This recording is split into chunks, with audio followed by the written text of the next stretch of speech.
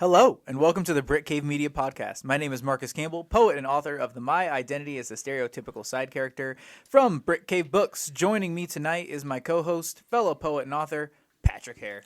Hi Marcus, Patrick Hare here, author of Corporate Boilerplate Vinegar from Brick Cave Books. The Brick Cave Podcast is brought to you by the BC Book Club, Brick Cave Media's community portal for readers that love Brick Cave books and authors. This month's topics. We were at the Mesa Book Festival a couple of weeks ago. We were at the Mesa Book Festival down at Benedictine. It was an early morning, or at least it got started pretty someone early. really needs to talk about who was in charge of traffic around there. Yeah. He really should have done a little bit more about that, but somebody should do something about that construction, but maybe. Well, yeah, it was like I was just talking about, did they have to close off the whole road there? Yeah, that was less than ideal, but the rest of the festival went great. Oh yeah, it was wonderful. How did your day at the Mesa Book Festival start? Well, I remember it was cold. It started really well because we had the State Poetry Society behind us, so I knew some of the people. We did have a lot of really good foot traffic, considering all the construction around it. I liked the location. We had a nice panel. You can't pull people into a panel and make them show up, but we still had good questions, which I think is what a panel is all about. Yeah. And, the size of a panel does not necessarily determine the quality of a panel. I think I've learned that in the few panels that I've done so far. It's easier to lord it over all the people when you are at the, what's the one in Tucson? Tucson. Yes, it's so hard to remember.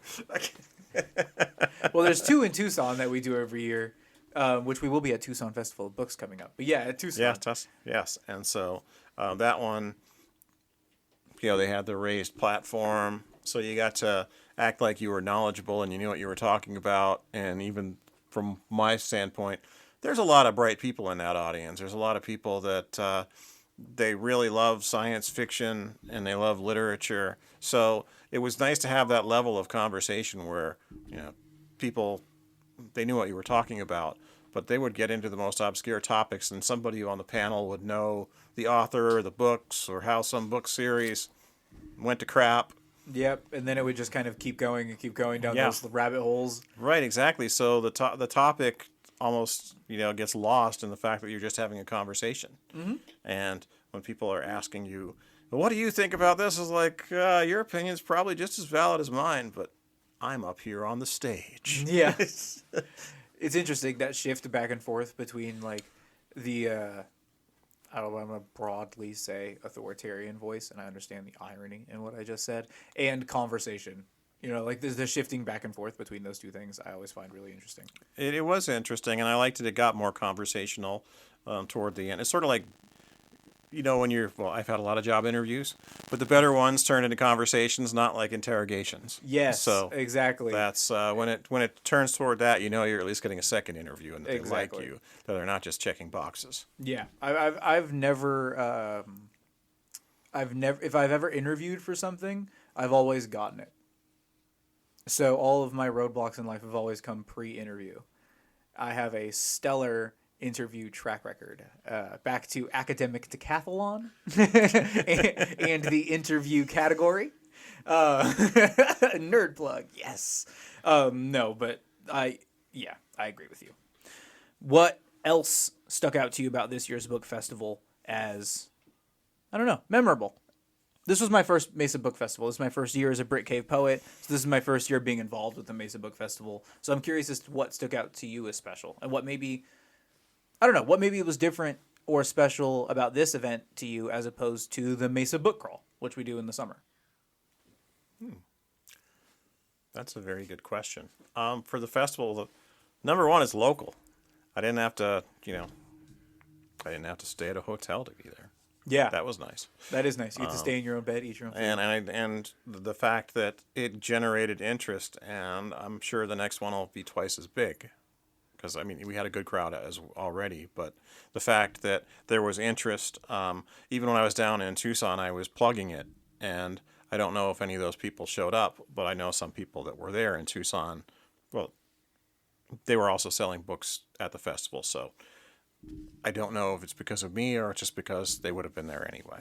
Yeah, absolutely. I think on that note of not really knowing if people came down, one little interesting trick that we did is I actually tabled in the morning before the Mesa Book Festival and went to the Mesa Farmers Market down on Main Street and set up a little table and had some information and flyers out. But we had a different color baggie.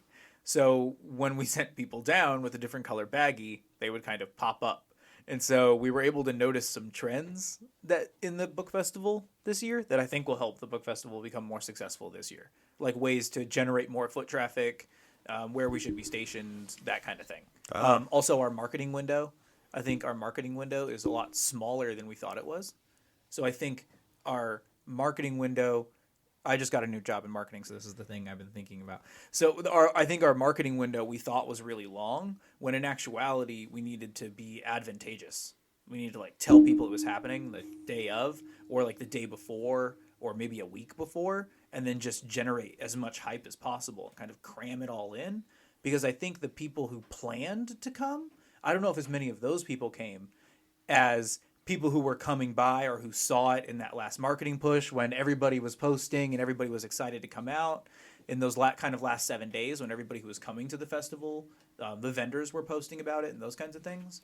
So I think there's a lot of interesting things. I think we'll be able to build a pretty successful festival. And I think all the authors were happy, which was the most important thing. So for next year, your panel is going to be marketing your book festival. Yeah, or like, yeah. Marketing your presence at the book festival. Yeah. How to plug yourself, because, I mean, there's a lot of, I see there's a lot of people out there that write, but, and even myself, I mean, I know how to talk to, well, I know how to read a book out loud, but what are the mechanics of, plugging what you're doing? Yeah. Making sure everybody knows about it. I'm sure somebody's got a whole checklist for social media and who to talk to, but what are the next steps?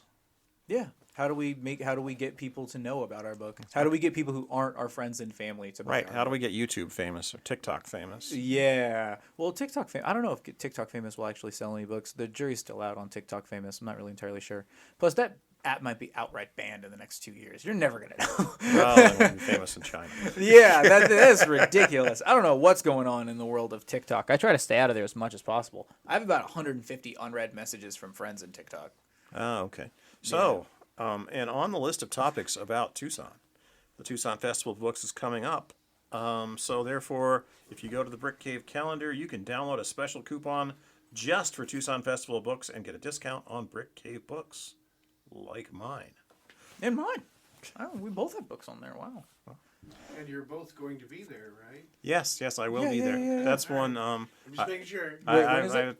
Voice of God. When is it? March 4th and 5th. Yes, that I can do. Some of the other ones, they're scheduled near other life events. Check in later day. So, Marcus, now that your identity tour is wrapped up, tell us about it and what's next.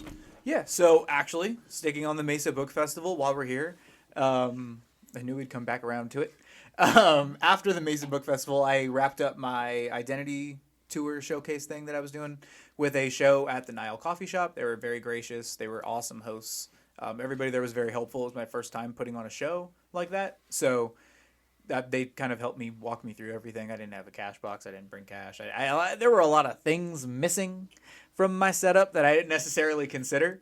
But all in all, the tour went really well. I kind of set up the tour to be a learning experience.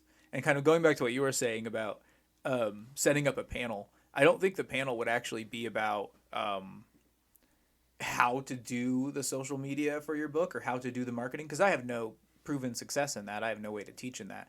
But what I do have proven success in is how to not be afraid to do it and how to take that next step, like how to literally take it, So I think that that's beneficial. I shot some film while I was out there.